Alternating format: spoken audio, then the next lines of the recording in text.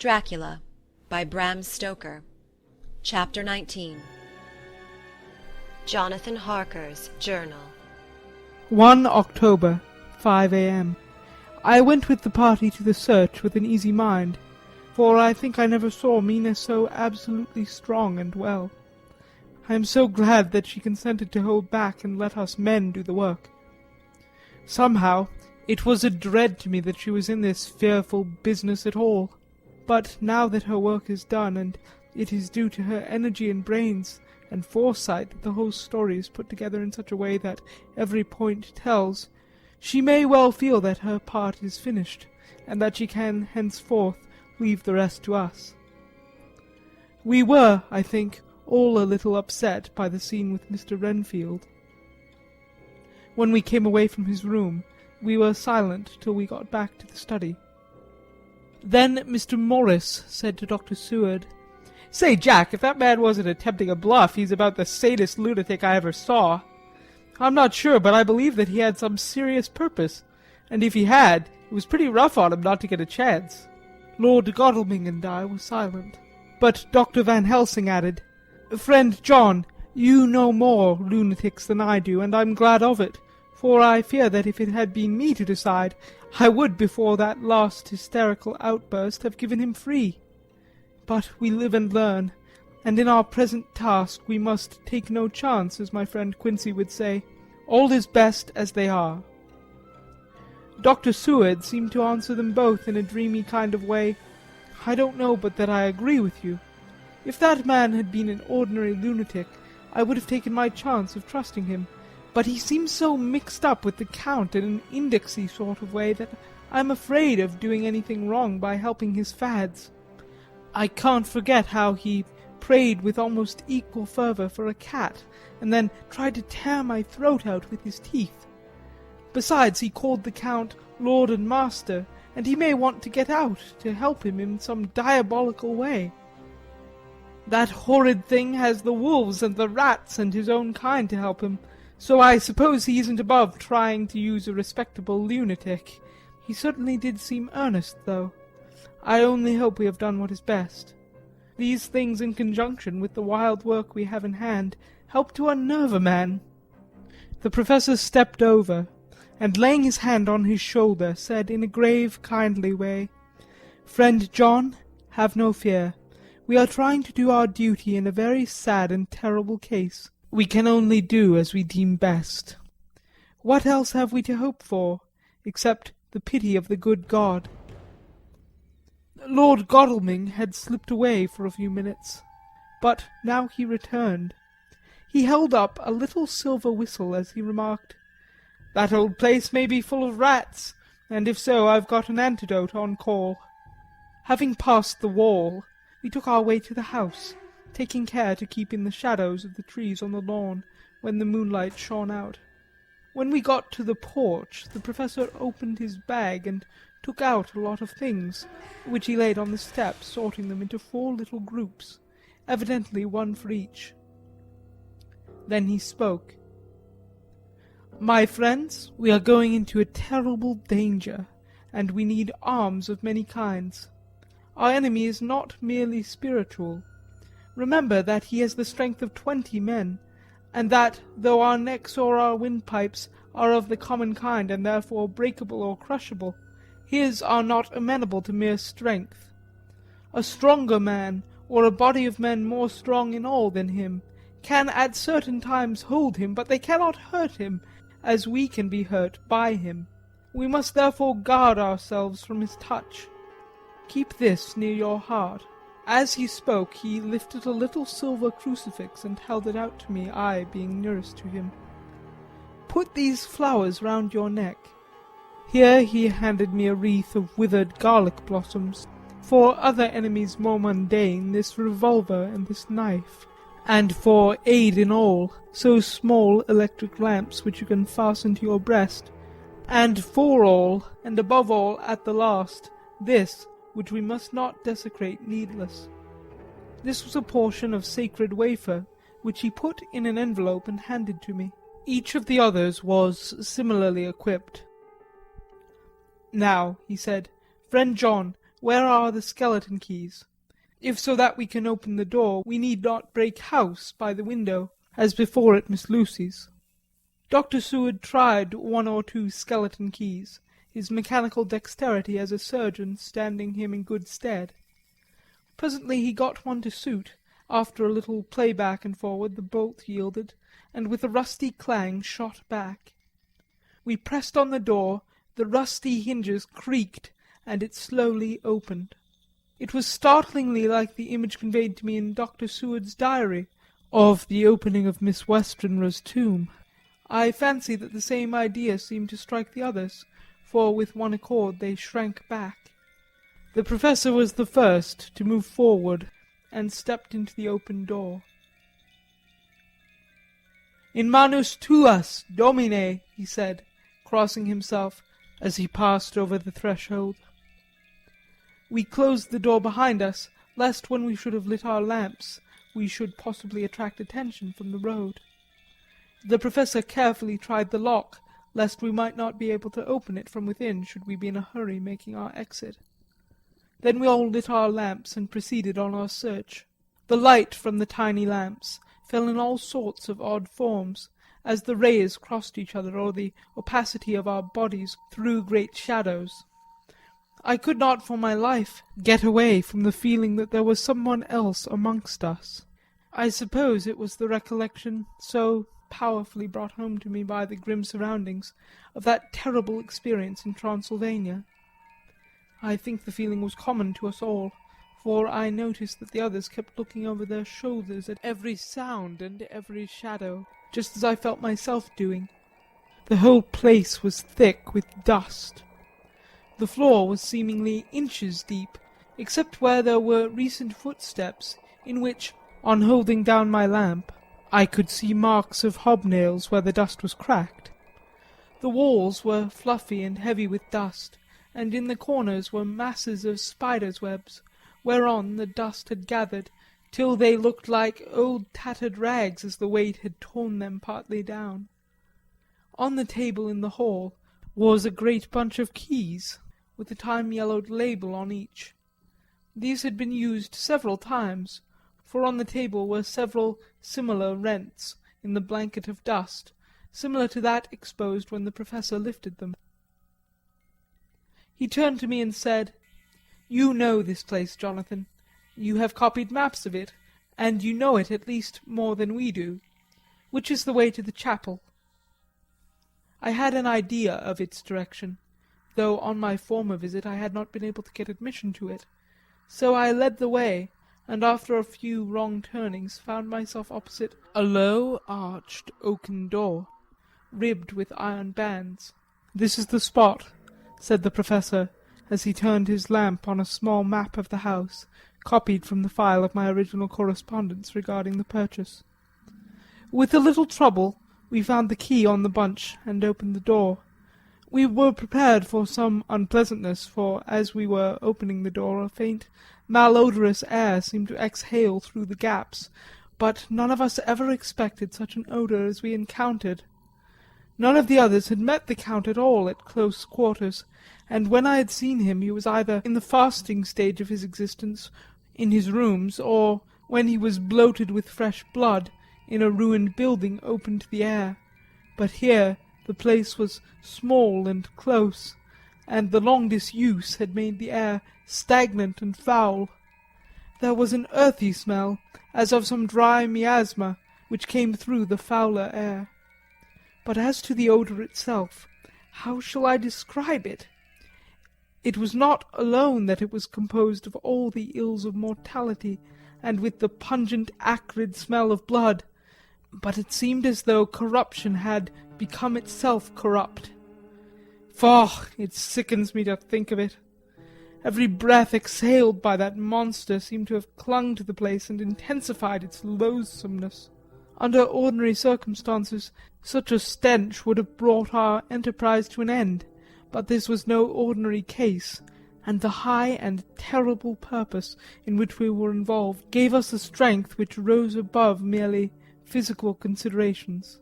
After the involuntary shrinking consequent on the first nauseous whiff, we one and all set about our work as though that loathsome place were a garden of roses. We made an accurate examination of the place, the Professor saying as we began, "The first thing is to see how many of the boxes are left. We must then examine every hole and corner and cranny, and see if we cannot get some clue as to what has become of the rest." A glance was sufficient to show how many remained, for the great earth chests were bulky, and there was no mistaking them. There were only 29 left out of the 50. Once I got a fright, for seeing Lord Godalming suddenly turn and look out of the vaulted door into the dark passage beyond, I looked too, and for an instant my heart stood still. Somewhere, looking out from the shadow, I seemed to see the high lights of the Count's evil face, the ridge of the nose, the red eyes, the red lips, the awful pallor. It was only for a moment, for, as Lord Godalming said, I thought I saw a face, but it was only the shadows, and resumed his inquiry. I turned my lamp in the direction and stepped into the passage. There was no sign of anyone, and as there were no corners, no doors, no aperture of any kind, but only the solid walls of the passage, there could be no hiding place even for him. I took it that fear had helped imagination and said nothing. A few minutes later I saw Morris step suddenly back from a corner which he was examining. We all followed his movements with our eyes, for undoubtedly some nervousness was growing on us, and we saw a whole mass of phosphorescence, which twinkled like stars. We all instinctively drew back. The whole place was becoming alive with rats.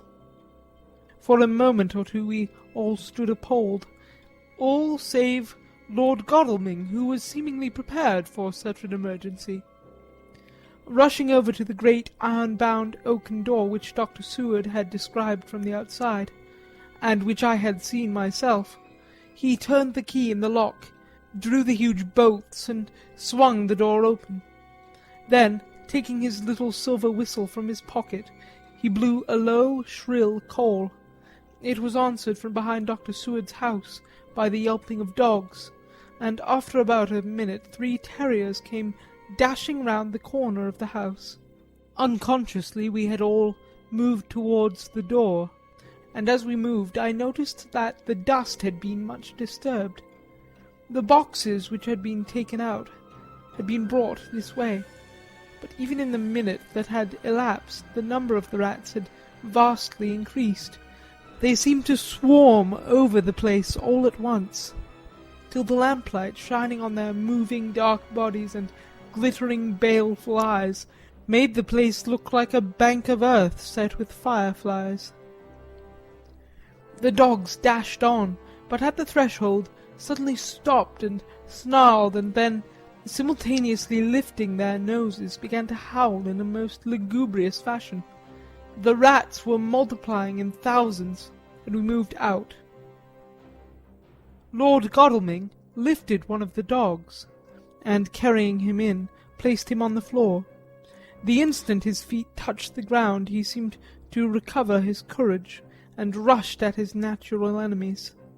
They fled before him so fast that, before he had shaken the life out of a score, the other dogs, who had by now been lifted in the same manner, had but small prey ere the whole mass had vanished. With their going it seemed as if some evil presence had departed, for the dogs frisked about and barked merrily as they made sudden darts at their prostrate foes, and turned them over and tossed them in the air with vicious shakes. We all seemed to find our spirits rise. Whether it was the purifying of the deadly atmosphere by the opening of the chapel door, or the relief which we experienced by finding ourselves in the open, I know not, but most certainly the shadow of dread seemed to slip from us like a robe, and the occasion of our coming lost something of its grim significance, though we did not slacken a whit in our resolution. We closed the outer door, and barred and locked it, and, bringing the dogs with us, began our search of the house. We found nothing throughout, except dust in extraordinary proportions, and all untouched, save for my own footsteps, when I had made my first visit. Never once did the dogs exhibit any symptom of uneasiness, and even when we returned to the chapel they frisked about as though they had been rabbit hunting in a summer wood. The morning was quickening in the east when we emerged from the front. Dr. Van Helsing had taken the key of the hall door from the bunch and locked the door in orthodox fashion, putting the key into his pocket when he had done. "So far," he said, "our night has been eminently successful. No harm has come to us, such as I feared might be, and yet we have ascertained how many boxes are missing.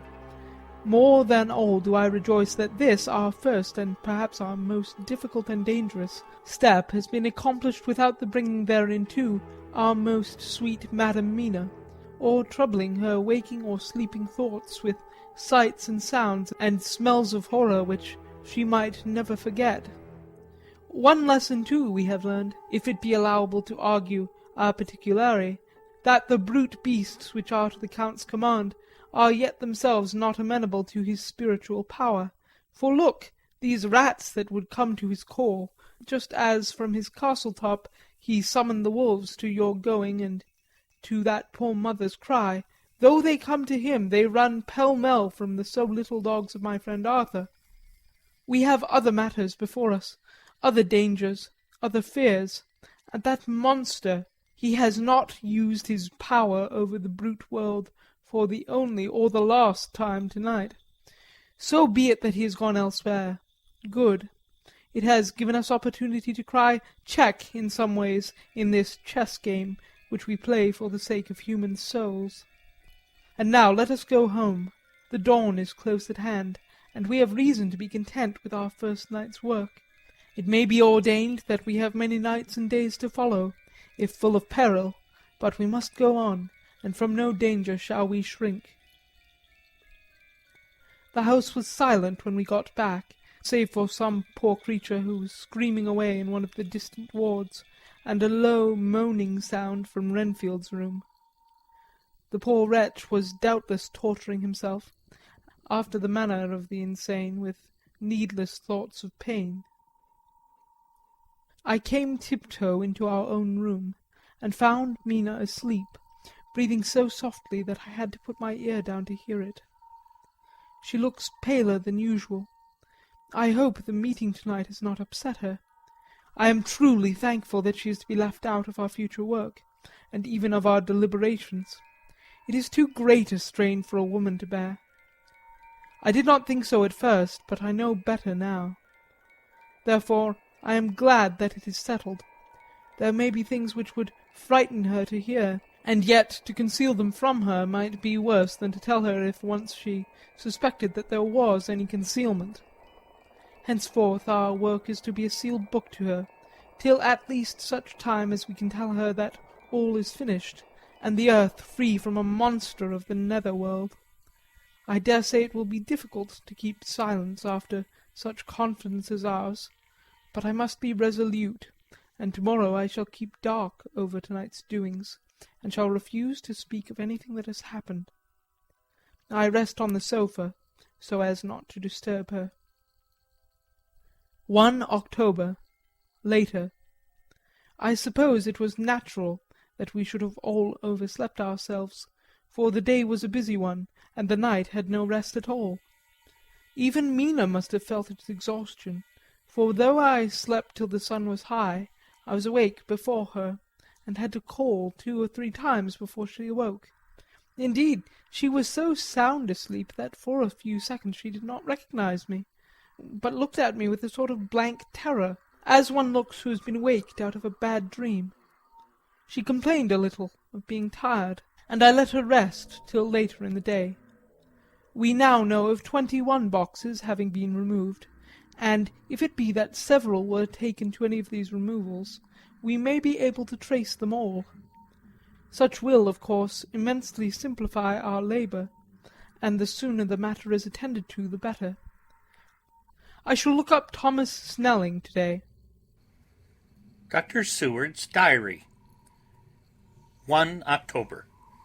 It was towards noon when I was awakened by the professor walking into my room. He was more jolly and cheerful than usual, and it is quite evident that last night's work has helped to take some of the brooding weight off his mind. After going over the adventure of the night, he suddenly said, "Your patient interests me much. May it be that with you I visit him this morning, or if that you are to occupy, I can go alone, if it may be. It is a new experience to me to find a lunatic who talk philosophy and reason so sound."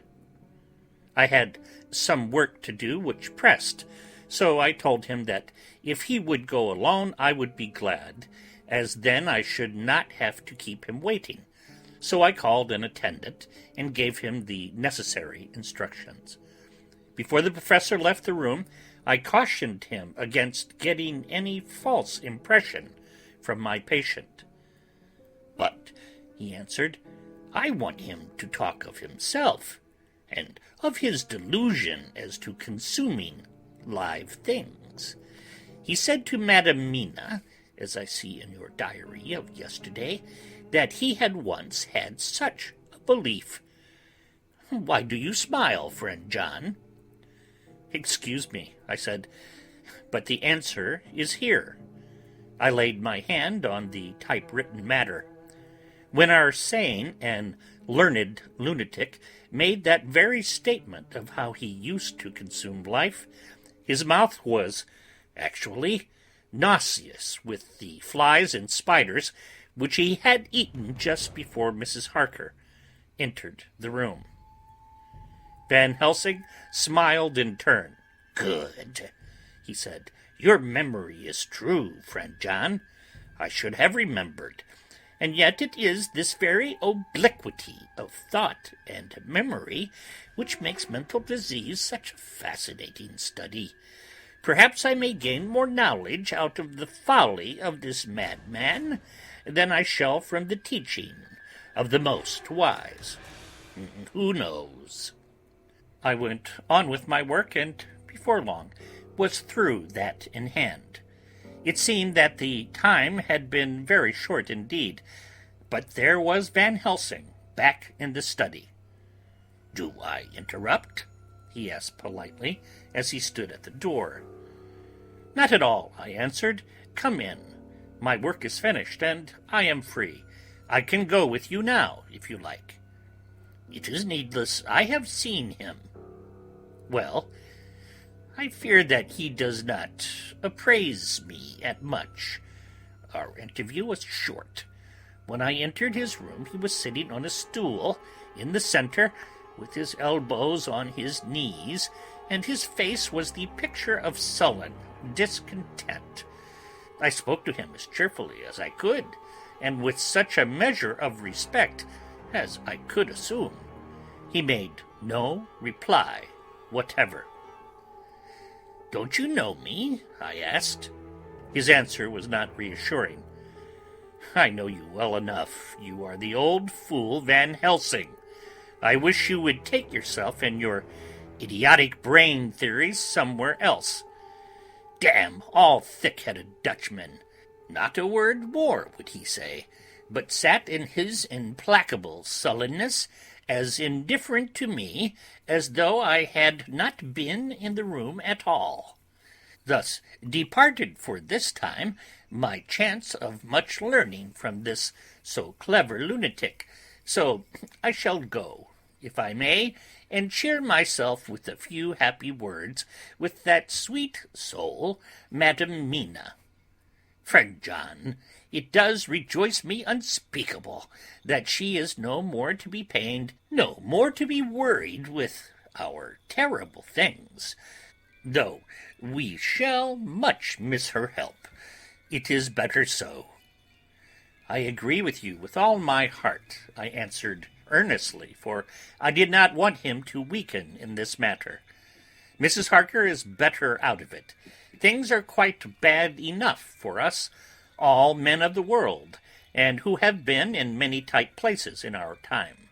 But it is no place for a woman, and if she had remained in touch with the affair, it would in time infallibly have wrecked her. So Van Helsing was gone to confer with Mrs. Harker and Harker.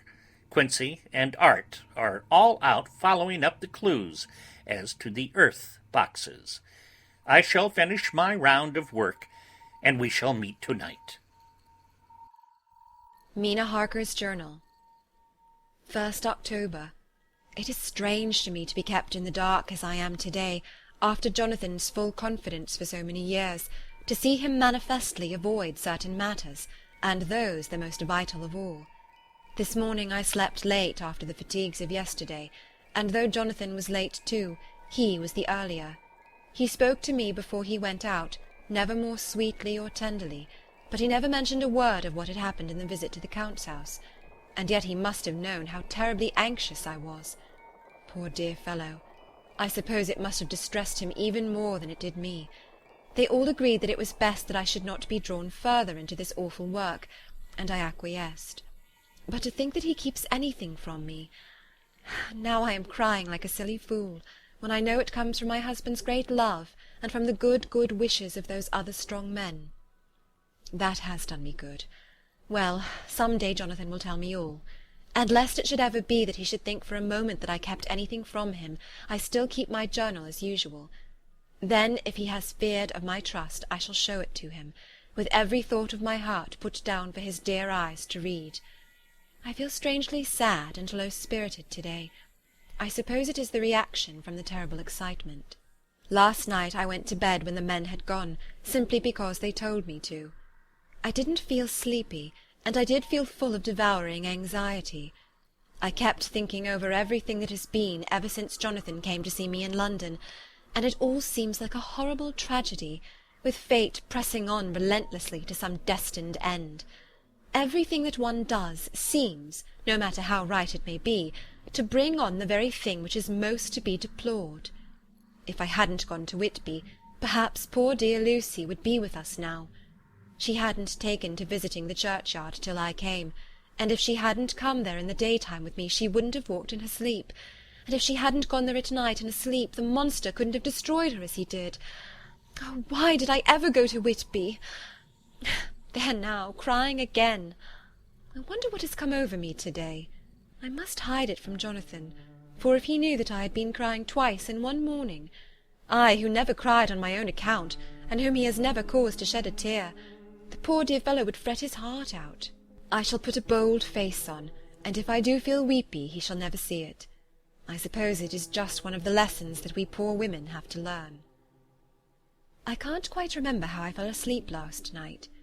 I remember hearing the sudden barking of the dogs, and a lot of queer sounds, like praying on a very tumultuous scale, from Mr. Renfield's room, which is somewhere under this. And then there was silence over everything, silence so profound that it startled me, and I got up and looked out of the window. All was dark and silent, the black shadows thrown by the moonlight seeming full of a silent mystery of their own. Not a thing seemed to be stirring, but all to be grim and fixed as death or fate, so that a thin streak of white mist that crept with almost imperceptible slowness across the grass towards the house seemed to have a sentience and a vitality of its own. I think that the digression of my thoughts must have done me good, for when I got back to bed I found a lethargy creeping over me. I lay a while, but could not quite sleep, so I got out and looked out of the window again. The mist was spreading, and was now close up to the house, so that I could see it lying thick against the wall, as though it was stealing up to the windows. The poor man was more loud than ever, and though I could not distinguish a word he said, I could in some way recognise in his tone some passionate entreaty on his part. Then there was the sound of a struggle, and I knew that the attendants were dealing with him. I was so frightened that I crept into bed, and pulled the clothes over my head, putting my fingers in my ears. I was not then a bit sleepy, at least so I thought, but I must have fallen asleep, for except dreams I do not remember anything until the morning when Jonathan woke me. I think that it took me an effort and a little time to realise where I was, and that it was Jonathan who was bending over me. My dream was very peculiar, and was almost typical of the way that waking thoughts become merged in or continued in dreams. I thought that I was asleep, and waiting for Jonathan to come back. I was very anxious about him, and I was powerless to act. My feet and my hands and my brain were weighted, so that nothing could proceed at the usual pace, and so I slept uneasily and thought. Then it began to dawn upon me that the air was heavy and dark and cold. I put back the clothes from my face, and found to my surprise that it was dim all around. The gas-light, which I had left lit for Jonathan, but turned down, came only like a tiny red spark through the fog, which had evidently grown thicker and poured into the room. Then it occurred to me that I had shut the window before I had come to bed. I would have got out to make certain on the point, but some leaden lethargy seemed to chain my limbs and even my will. I lay still and endured, that was all. I closed my eyes, but could see still through my eyelids. It is wonderful what tricks our dreams play us, and how conveniently we can imagine. The mist grew thicker and thicker, and I could see now how it came in, for I could see it like smoke, or with the white energy of boiling water pouring in, not through the window, but through the joinings of the door. It got thicker and thicker, till it seemed as if it became concentrated into a sort of pillar of cloud in the room, through the top of which I could see the light of the gas shining like a red eye. Things began to whirl through my brain just as the cloudy column was now whirling in the room, and through it all came the scriptural words, "A pillar of cloud by day and of fire by night." Was it indeed such spiritual guidance that was coming to me in my sleep? But the pillar was composed of both the day and the night guiding, for the fire was in the red eye, which at the thought got a new fascination for me, till as I looked, the fire divided, and seemed to shine on me through the fog like two red eyes, such as Lucy told me of in her momentary mental wandering, when on the cliff the dying sunlight struck the windows of St. Mary's Church. Suddenly the horror burst upon me that it was thus that Jonathan had seen those awful women growing into reality through the whirling mist in the moonlight, and in my dream I must have fainted, for all became black darkness. The last conscious effort which imagination made was to show me a livid white face bending over me out of the mist. I must be careful of such dreams, for they would unseat one's reason if there were too much of them. I would get Dr. Van Helsing or Dr. Seward to prescribe something for me which would make me sleep, only that I fear to alarm them. Such a dream at the present time would become woven into their fears for me. To-night I shall strive hard to sleep naturally. If I do not, I shall to-morrow night get them to give me a dose of chloral, that cannot hurt me for once, and it will give me a good night's sleep. Last night tired me more than if I had not slept at all. 2nd October, 10 p.m. Last night I slept but did not dream. I must have slept soundly, for I was not waked by Jonathan coming to bed, but the sleep has not refreshed me, for to-day I feel terribly weak and spiritless. I spent all yesterday trying to read, or lying down dozing. In the afternoon Mr. Renfield asked if he might see me. Poor man, he was very gentle, and when I came away he kissed my hand and bade God bless me. Some way it affected me much. I am crying when I think of him. This is a new weakness of which I must be careful. Jonathan would be miserable if he knew I had been crying. He and the others were out till dinner-time, and they all came in tired. I did what I could to brighten them up, and I suppose that the effort did me good, for I forgot how tired I was. After dinner they sent me to bed, and all went off to smoke together, as they said, but I knew that they wanted to tell each other of what had occurred to each during the day. I could see from Jonathan's manner that he had something important to communicate. I was not so sleepy as I should have been, so before they went I asked Dr. Seward to give me a little opiate of some kind, as I had not slept well the night before. He very kindly made me up a sleeping draught, which he gave to me, telling me that it would do me no harm, as it was very mild. I have taken it, and am waiting for sleep, which still keeps aloof. I hope I have not done wrong, for as sleep begins to flirt with me, a new fear comes, that I may have been foolish in thus depriving myself of the power of waking. I might want it. Here comes sleep. Good night. End of chapter 19.